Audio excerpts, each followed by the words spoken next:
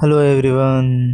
ఇప్పుడు మీకోసం పిల్లలకి ఎంతో ఇష్టమైన హెల్తీగా ఉండే ఒక లంచ్ బాక్స్ రెసిపీతో వచ్చేసాను.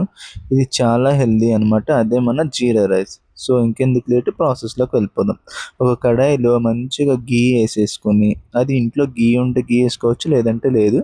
గీ వేసేసుకొని దాంట్లో మన జీరా మొత్తం, ఓన్లీ జీరా, వెరీ తక్కువ ఇంగ్రీడియంట్స్ అండి. జీరా, దాంతోపాటు కరివేపాకు అండ్ సన్నగా కట్ చేసుకున్న పచ్చిమిర్చి, వీటన్నిటిని దాంట్లో వేసేద్దాం. ఇంట్లో గీ ఉంటే గీ వాడుకోవచ్చు.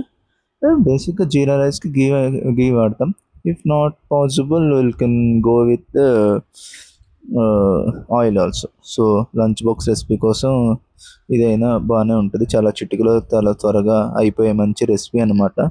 సో వీడియోలో చూపించినట్టుగా జీలకర్ర, కొత్తిమీర అండ్ కరివేపాకు అండ్ పచ్చిమిర్చి, వీటన్నిటిని దాంట్లో వేసేసుకొని బాగా రోస్ట్ చేసేసుకుందాం.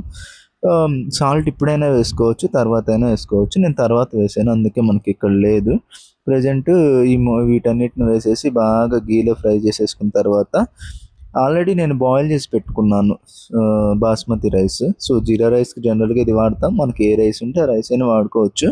సో నేను మంచిగా బాగుంటుంది అని చెప్పేసి బాస్మతి రైస్ని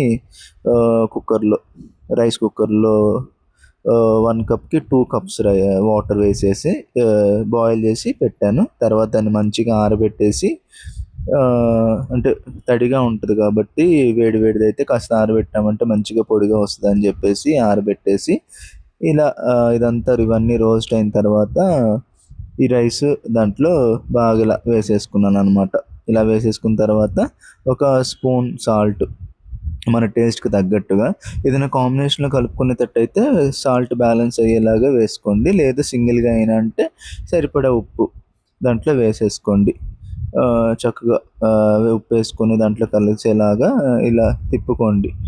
ముందు ఆయిల్లో, అదే గీలో వేసుకున్నా పర్వాలేదు, లేదా ఇలా తర్వాత వేసుకొని ఇలా మంచిగా కలుపుకున్నా పర్వాలేదు.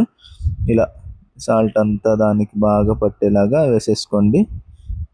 ఇలా కలిసిన తర్వాత